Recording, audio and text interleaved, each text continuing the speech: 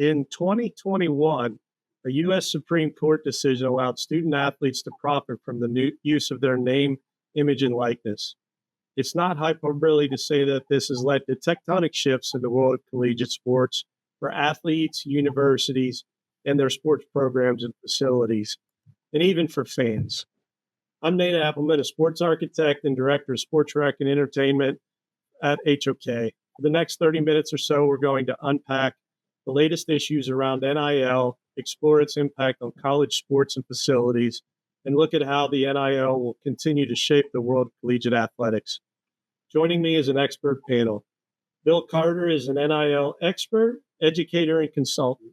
His NIL newsletter has 40,000 readers who rely on Bill for his unparalleled research into NIL and his more than 20 years of experience teaching and writing about sports marketing. Sabrina Oostburg is a current student athlete at Belmont University in Nashville, where she competes in track and field. She is also the founder of NIL Roadmap, a service that helps high school athletes navigate the NIL landscape.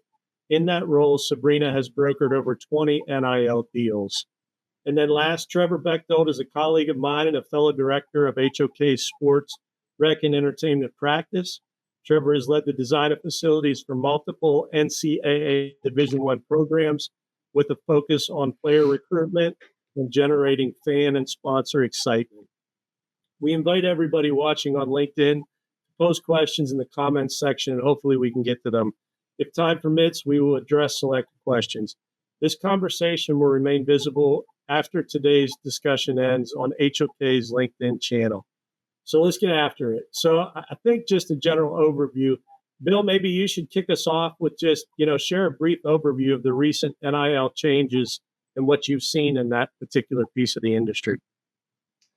So I think a good place to start. Well, first of all, thanks to everybody for the invitation to be on the call. It's really great to be with everybody and to see you again, Sabrina. So I think, when we think about changes, and the really most substantial change is one that's going to happen this coming fall, which I'll sort of preview by saying it'll represent the direct payments to student athletes by some institutions for the purposes of NIL. So we really need to take a step back to understand why that is significant.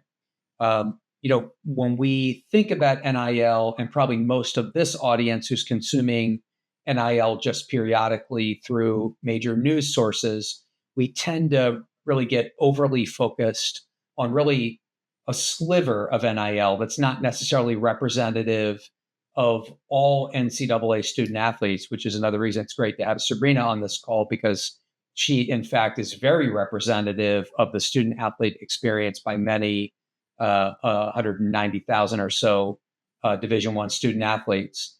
But it's important to recognize that NIL really includes three revenue streams. The revenue stream that you most frequently hear about through mainstream media and consumption of ESPN and Sportico and even Sports Business Journal is around NIL collectives, or third-party booster-led organizations that do a tremendous amount of fundraising and then essentially distribute those funds to the student athletes at the institution that they want to support. And this is largely done to support football and men's and women's basketball athletes. The second kind of NIL activity, or income stream rather, is around brand partnerships. So a student athlete connects with a brand, and a brand could be a major brand in the sports industry, a Gatorade, for instance, or it can be a small business in a local college town, a cafe, a restaurant. And in most cases, that is in fact the parameters of those deals. It's a student athlete, particularly of a non-revenue sport, working with a local brand or local business in their community. And then the third kind of income stream, if you will, is a student athlete who is just acting as an entrepreneur. They are developing a camp, a clinic, doing private instruction, or creating their own merchandise. And in that role as an entrepreneur, they're using their name, image, and likeness to create and develop and execute their own businesses. So those are the three primary kinds of NIL revenue streams.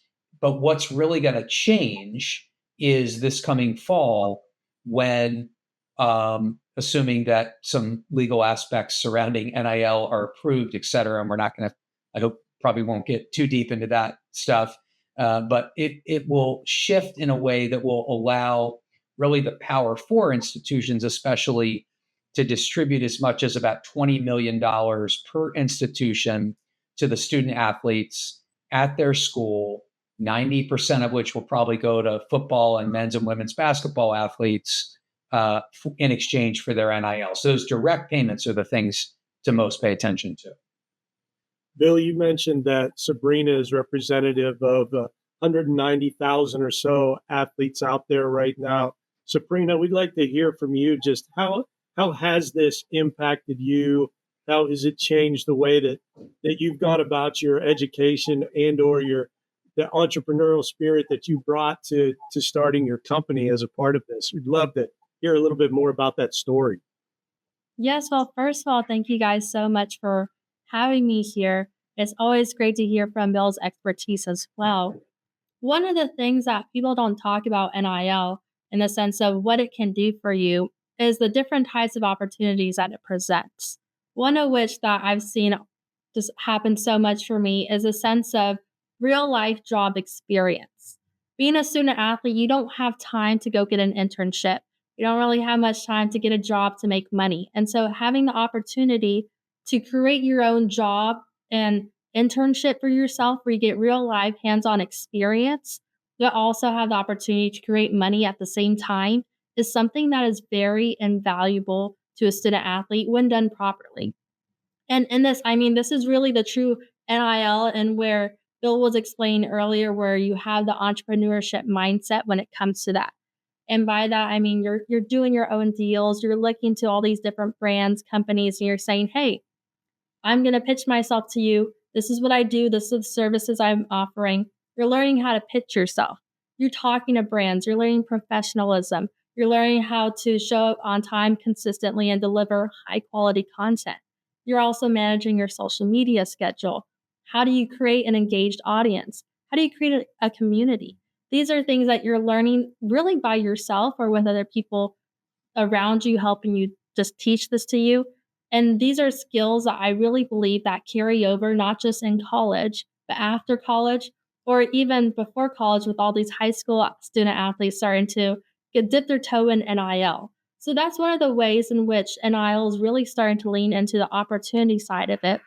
And the other side of that, diving more into the money side of it, is it's crazy. Oh, in the dark. Hopefully you guys can still see me. Plot twist.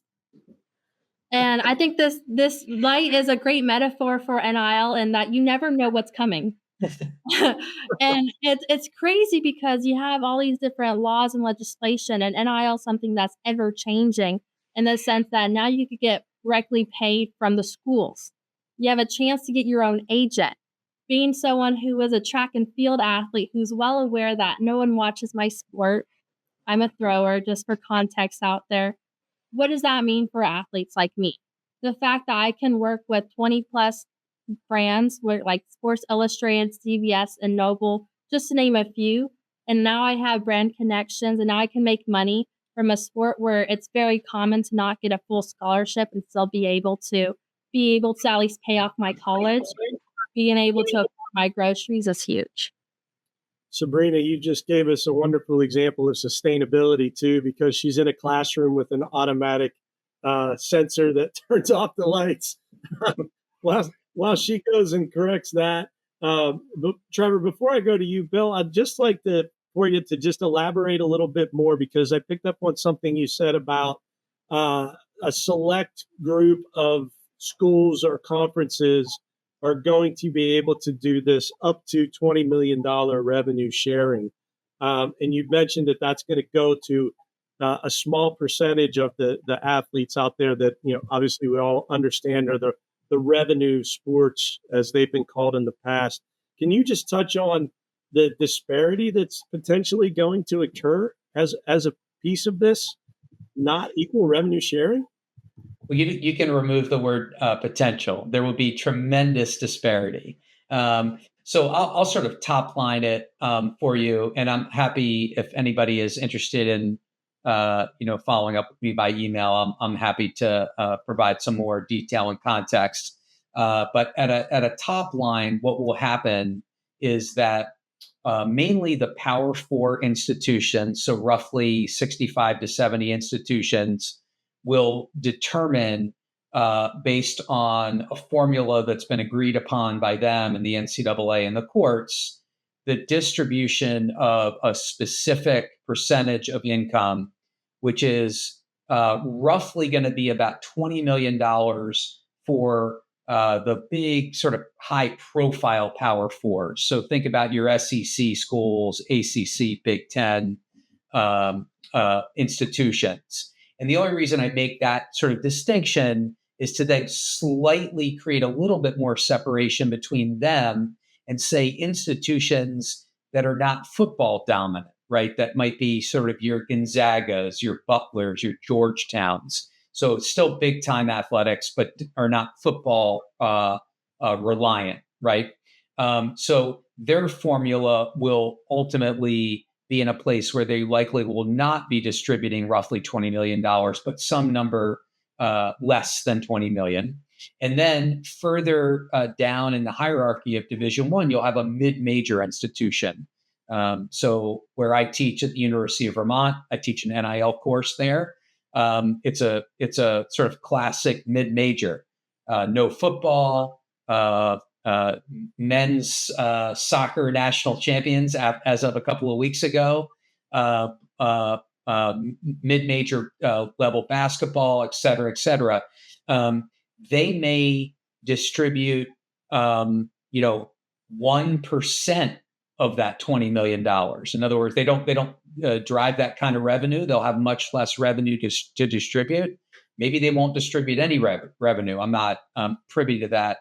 To that detail, but there'll certainly be a hierarchy, and the sort of distribution of the income is certainly going to not touch every student athlete on that campus, or if it does, not in really a substantial, really meaningful way. About 85 to 90% is predicted to go to football, men's basketball, women's basketball, the so-called revenue producing sports on most campuses, though, as you know, those programs often still lose money and are not profitable. But the non-revenue sports, call it the roughly 16 to 18 other sports on most campuses, those student athletes will maybe end up with $0, a few $100, a few $1,000. Okay, that's really helpful. So Trevor, you and I have been working together for a long time. Myself, not as much in the college market as I used to be, but that used to be all I ever did. And I know you were a great partner in that and now leading that for us. What have you seen as the impacts to NIL and this upcoming revenue sharing to what our business is, which is facilities? How have you seen that change? What impacts us? Yeah, thanks, Nate and Sabrina and Bill. Good to be here with both of you today. I think when NIL opened its doors in 2021, many institutions were scrambling to find space, any type of space to use for NIL, support staff, and ways to really navigate that funding model for, call it the first round of NIL. Programs have continued to build and renovate facilities for their student athletes the past few years, though a few of these efforts have come to what I'd say a screeching halt a little less than a year ago. And this was, in my opinion, largely attributed to the shift of dollars going to fund the roster rather than the facilities. So that's been a big change, I think, in our world, and collectives have been put in place, as was mentioned, NIL deals, essentially salaries, are being funded, and universities are struggling to come up with the money. Donations given to the universities have always provided a tax benefit for those that are able to give, though collectives often may not. So, there's been a bit of a challenge there, and at many institutions in terms of the dollars they need to bring in to fund NIL benefits for their student athletes, in turn is leaving a gap in the budget where the universities needed to, redirect donations from, say, facilities upgrades they're wanting to make to support NIL collectives. Now 3 years in, call it, we're starting to see the impact to the built environment. No matter how much we want to admit it or not, projects are slowing down or pausing due to their funding being, redirected to bolster rosters to some extent. Bottom line, college market has slowed down. Now I say that with a little bit of a chuckle because it's slowed down. The stream is still flowing, but it's just no longer rushing forward faster than any of us can keep up with. There was a time when there was, call it the arms race or many other things where projects were coming out faster than many could keep up with it. Now we're still seeing projects, though. When I say it's slowing down, there's still projects out there. There's still many projects happening. Once in a while, you'll have the big stadium or arena, the renovation here or there. But there's really 3 areas where we're seeing some significant developments still happening. And that's, one, the revenue generating projects. And those are the ones ideally where universities can get in at maybe a smaller buy-in, a quicker, shorter duration of project to allow them to offer both a premium offering, a unique experience, any number of things. Take University of Georgia's 1929 club. We were able to relocate what was their press box from the 50-yard line and create a premium club space there. So smaller project, little piece of the puzzle, a huge return. So I think that's something that is going to continue to be really appetizing for universities. The second type would be those buildings that are able to operate 365 days a year with additional revenue streams. They may be inclusive of campus functions, outside revenue generation, and still hosting that game day premium. Take Notre Dame's Campus Crossroads, 2017 opening. That one was probably a little early, first of its kind, and now we're seeing many other institutions wanting to implement something like that to where they're able to have that building function 365. It may have other functions beyond athletics and game day in it. And that's really become something that became appealing with this new interest in needing to have more revenue. And the third is those buildings that support multiple groups of student athletes. So, oftentimes we'll see that be in the student athlete dining components, the NIL spaces, sports performance spaces. Take SMU this year, had a huge run. They actually have just opened up a new building to support their football team, but it does more than just support their football team. It's actually got on game day, the premium space, the club space, is dining for those premium patrons. But on day to day, that is the all student athlete dining room. So every student athlete gets to come there and dine together, which has become a really, really powerful thing for them. Bill mentioned the $20.5 million cap, I think it is, for the collective, for universities moving forward. If everything kind of goes, as planned or as people anticipate it will, with that, there may be collective bargaining that comes into place. There may be a number of things that will bring things back for those Power 4 schools and maybe that group of 5, the ability to kind of level set things just a little. Now, there's still going to be some additive, opportunity. That I think there's potentially, really a boomerang effect where it comes back around and they're again having to rely on their facilities and their coaches to recruit new talent, especially in, kind of that new talent that's maybe coming in from the high school level or those freshman level. Student athletes will not, become those amazing entrepreneurs, experts in financial literacy, build those amazing brands overnight. That's something that takes support, from interactions of both the staff and their peers. It takes culture. It takes those buildings that they spend their time in that embody that culture and create those collision spaces, we like to call them, where they actually spend their time and get to know each other and want to be there as a part of a team. So though it's started to trend towards that professional model, there's still going to be the college kid in that 18-year-old, 19-year-old body that needs to feel like they have another reason to be there. How will they fund these spaces in the future? That's a question that we're consistently thinking about. Well, post-settlement for some of those bigger schools. Now, again, there's going to be layers that we're going to have to kind of dig down into, but athletes are being paid to represent brands, and it's maybe not the collectives that are paying athletes salaries as much as they once were. Facility funding may come back to its roots of the philanthropy giving. And so I think there's a a real opportunity for things to come back around on the facility side.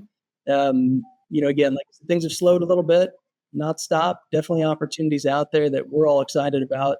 And, I think this is all just to say that there will continue to be change in the collegiate space, as there always is. And we need to remain nimble.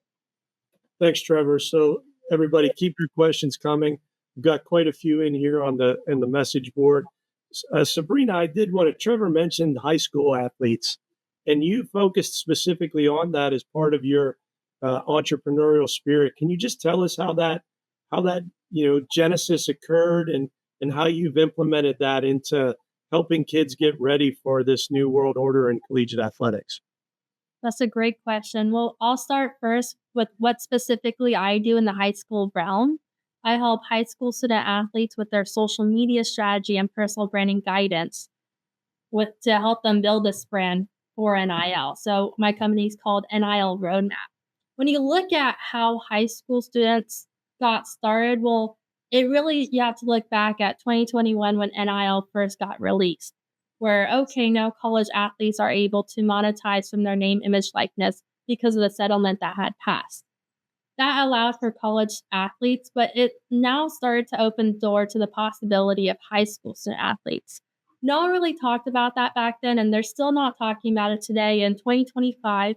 But I think where that started was the fact that there's a couple states right now, only 30 out of 50 states in the US allow high school student athletes to actively participate in NIL. But I really started with the sense that, you're in high school and they're ultimately going to be going into college.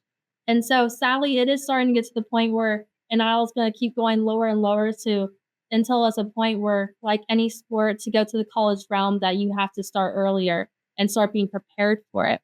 But I think high school student athletes started to see a point where they're like, we can make money as well. So why not? So now you're going to see more instances in 2025 where there are high school student athletes monetizing from their personal brand. And something that not everyone recognizes is that this is 2025. These high school student athletes are already on social media. It's not a new idea for them to have a social media account or to be posting. They're already going to be doing that regardless. Got it.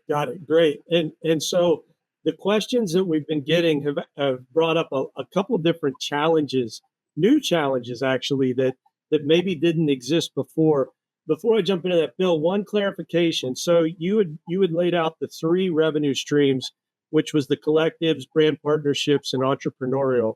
And then is the fourth going to be this revenue sharing, and will the collective still exist as a separate revenue stream, even with this fourth piece called the revenue sharing piece? Yes. And I think that's a good and fair way to describe it, that the revenue share is a different part of the new model, or will be. It's not in place yet, but it will be an additional part to the new model. And for, again, a relatively small but very fortunate group that will receive those funds, it'll be an additional and different revenue stream. As far as the future of NIL collectives, of course, we live in a highly argumentative culture these days. So, of course, everybody's already chosen sides and is adamant about their viewpoint as to what the landscape will look like once revenue sharing occurs. I've heard everything from NIL won't exist. It will now just be revenue sharing, to NIL collectives won't exist, to NIL collectives are so important that they'll be brought in-house. I actually don't think any of that's going to happen. First of all, NIL is not going anywhere. NIL was around for decades prior to college sports. It's going to be around for decades after, no matter what college sports looks like. And so I think as far as an NIL collective goes, that you have to remember that it's helpful to the university on a number of fronts. First of all, it's an additional fundraising arm that the athletic fundraising apparatus that exists at every school, from Division I to Division III, every institution has athletic fundraising. And so there's that has continued to happen, but an NIL collective is an additional type of athletic fundraising arm. And so there's really no reason to tear it down if it's successful. And then I'll tie in one of the viewers' questions to this other part, which is that it's also serving to do something, right or wrong, that athletic departments are trying to navigate, which is they're trying to thread the needle, they being athletic departments, are trying to thread the needle through Title IX, right? So Title IX, which guides really the principles of fairness between the resources provided for women's athletic programs and men's athletic programs, those principles have essentially been set aside by NIL collectives, because NIL collectives are private, separate business entities that are not guided by the institution that they essentially serve. And so it allows the NIL collective to take the vast majority of money that they've collected and distribute it however they see fit. And however they see fit most of the time is to support football. Second is to support men's and women's basketball somewhat equally. And then to take a tiny percentage of what's left over and potentially distribute it to other student athletes. But it's nowhere near an equitable distribution. The reason that that's allowed is that these are private enterprises and they can essentially do what they want. They're not guided by Title IX. So that's a long-winded way for me to say that I think NIL collectives are here to stay because they do provide that kind of cover for the institution. Trevor, I'd be curious. So, Bill talked about the collectives as being yet another fundraising source that is outside of the athletic department's fundraising group. How have you seen the collectives and the athletic department fundraising? How have you seen the impact between one to the other?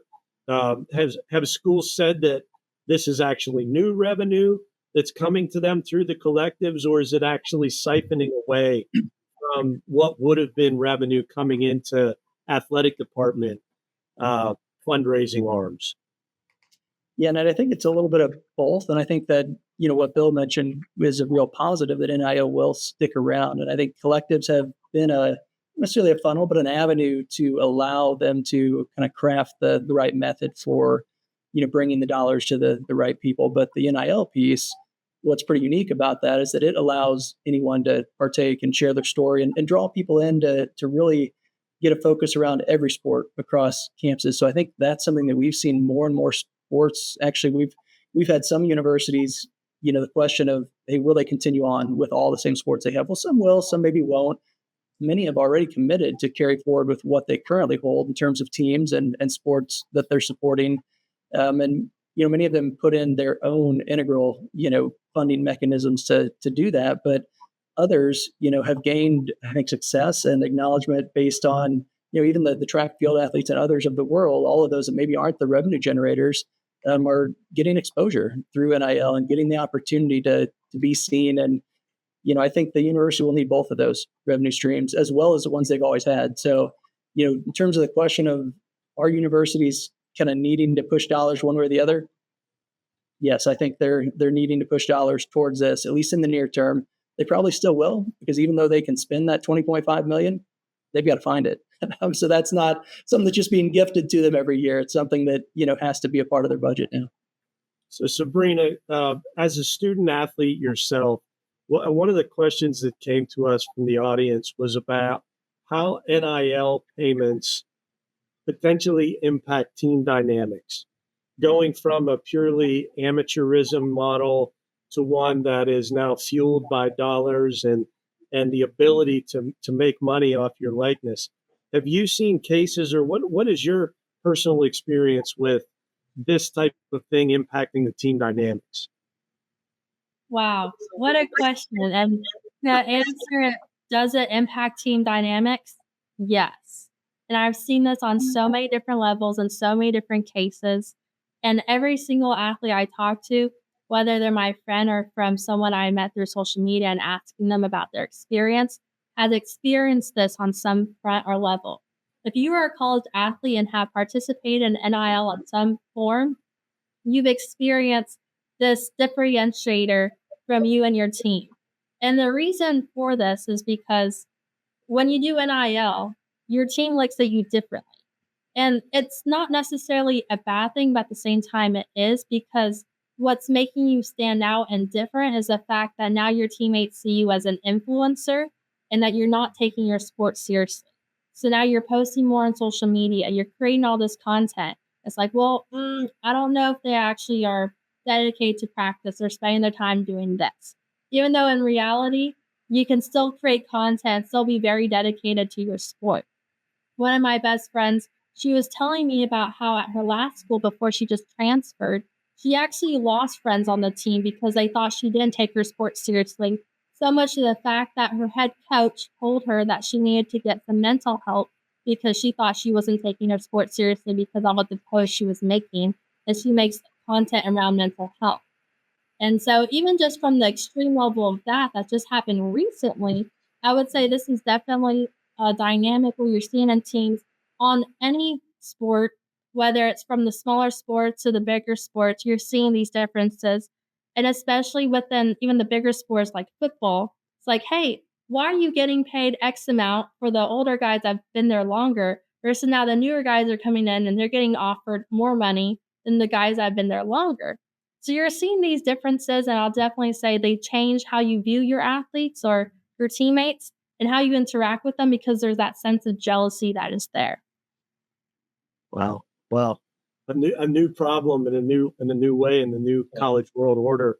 So Bill, if I could jump in for 1 second, though, just to actually not, I'm saying this actually in support of Sabrina, but just like to take a quick wider look at for a second.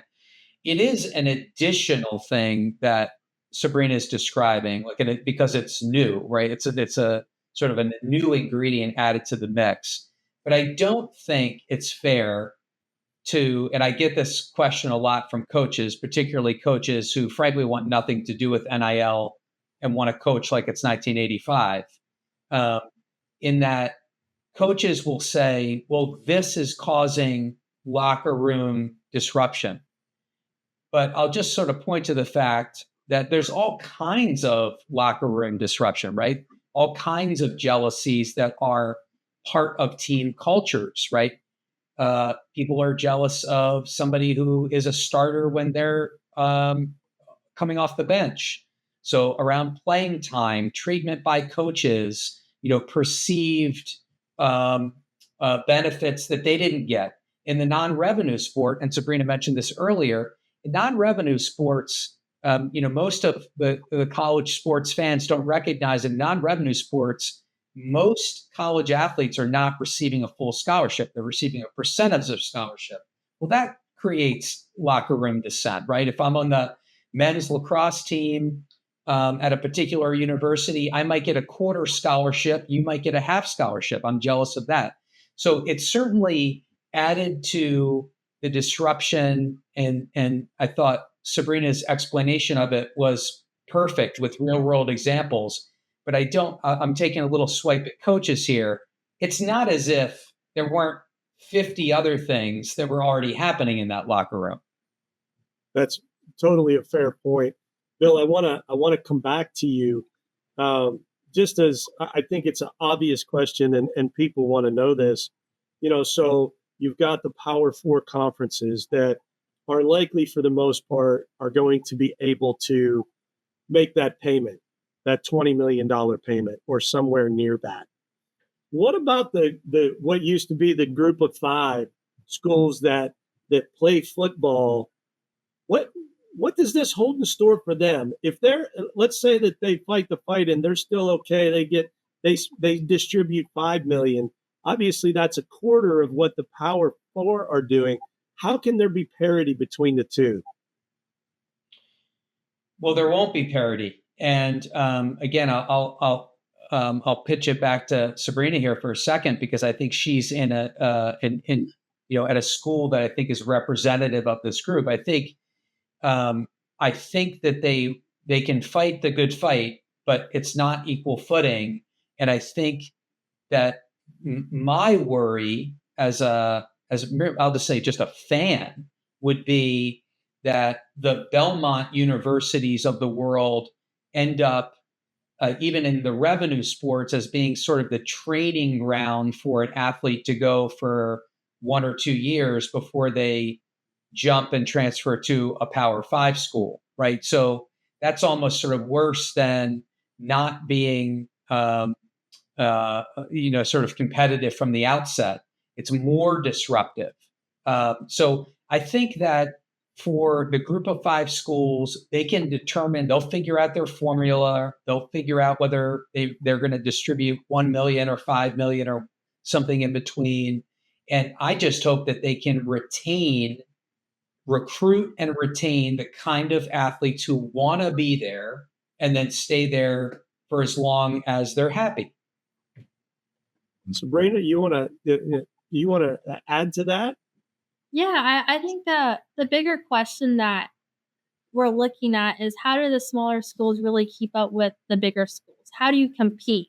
How do you make an athlete say, I want to come to this school versus a school that offers X, Y, and Z that I don't have? And that's a great question. I think that's where you really have to lean into your strength as a school. For example, you look at the Army and the Navy academies. They don't really offer NIL or collectives as payments to their athletes. So how are they still getting athletes to even come to their school? It's because of the culture, the environment. They're offering things that go beyond just money. And so that's where I think you have to look at things where you look at the facilities you have. You look at, hey, this is the education, which is why we go to college first and foremost. What does that look like? What do the class sizes look like? What does the state or environment that you live in look like? What are things that you can offer that can keep up with that? And so that's what I would offer as additional to what Bill said, but Bill covered it greatly. Trevor, let's talk recruiting here a little bit, because I think the definition of recruiting has evolved a little bit over the last 5 years or so. I know now that I'm working more in the professional world, we've seen a shift to where professional franchises are investing in their facilities, not only as a way to make their athletes better, but to recruit top tier talent via free agency, whether that's a player or a coach. And I think the college led the way on that. With the advent of NIL, with the advent of revenue sharing, how do you perceive the recruiting story is going to be told? Is it still about facilities? Is it about something else? What are you seeing related to that? Well, I think it does depend a lot on what layer, you're at. Like Bill had mentioned, the Power 4 and the Group of 5, and then all those that are surrounding that. Just take the Power 4 as one example, and one that we work with quite a bit. I think we're likely going to see influences from the pro models come their way in these buildings. We're already seeing pro coaches come the way of collegiate universities. So that's interesting. And I think those, the interesting side of that is that there's going to be a place where they're talking dollars and cents, and there's going to be salaries that are driven by maybe a GM that they bring on board. Used to be maybe called a player personnel, role, but that's going to maybe shift a little bit.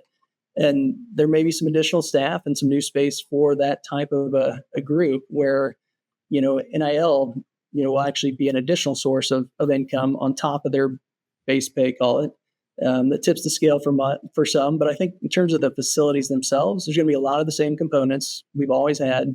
I think those aren't going to go away. There's an expectation at both the collegiate and pro level that you're going to provide X.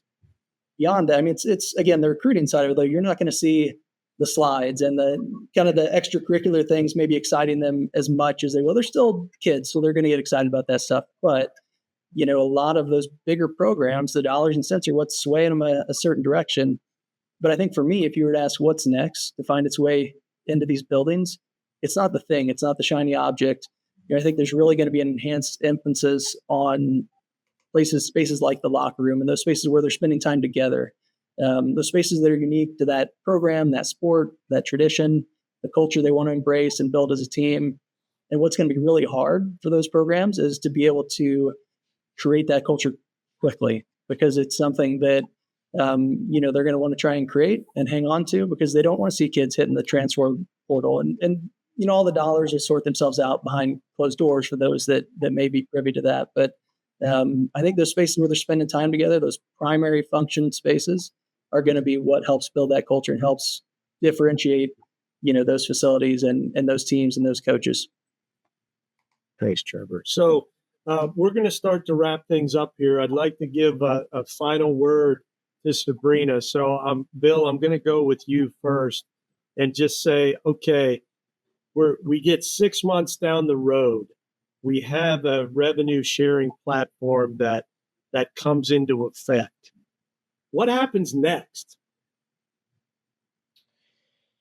Well, I think it might be implemented, say, this coming April, but we're not going to really know the effects of it probably for a whole academic year, right? Just before we can really understand the implementation of it. So 6 months from that point forward, or 6 months from now, I'm not sure we're going to know much more than we know now. I think what we will know, I think that when I see a lot of evidence of this already, is that the schools that we have not talked a lot about, that we've touched on a little bit, but the Division I mid-majors, Division II schools, and I'll tell you, this will maybe blow some people away. I've gotten 4 calls from Division III schools in the last 2 weeks, and those are the first Division III schools I've gotten any calls about NIL in the last 4 years. And so what we will see a significant change in, though, I think, is Division I mid-majors trying to play catch up, providing education, providing tools to student athletes, and building NIL infrastructure. Sabrina, if you could bring us home just from a student athlete's perspective, how do you see this evolving for the student athlete's perspective? Wow, we definitely had a great conversation so far, and a big props to the audience for being here. I would say the top thing we're going to see is a change in content. NIL at its core is the opportunity to make money through different outlets that we have talked about, whether it's collectives, through entrepreneurship. But when you're doing NIL with brands specifically, that comes down to content creation. These are paid advertisements. So I think we're really going to see the rise of social media in all athletes. The football players are no longer going to be looking like they're getting interrogated for an NIL deal. Maybe they'll get better at promoting a product. You're going to see the non-revenue generating sports start to have social media, create content, and you're going to hear a lot more about them on social media, on the news, because they're putting themselves out there. Wonderful. Sabrina, Bill, Trevor, I think this has been a great discussion. We want to say thank you to all the audience members that joined us out there, and thank you for your great questions. If anybody has any follow-up questions for the panel, please leave it in the chat section and we'll try to answer via the LinkedIn platform. And if you aren't already, feel free to connect with myself, Bill, Sabrina, and Trevor on LinkedIn as well. Panel is so great to talk to you guys. I'm glad I finally got to meet Sabrina and Bill. Had a great time. Thanks for your great content, and have a great day, everybody. So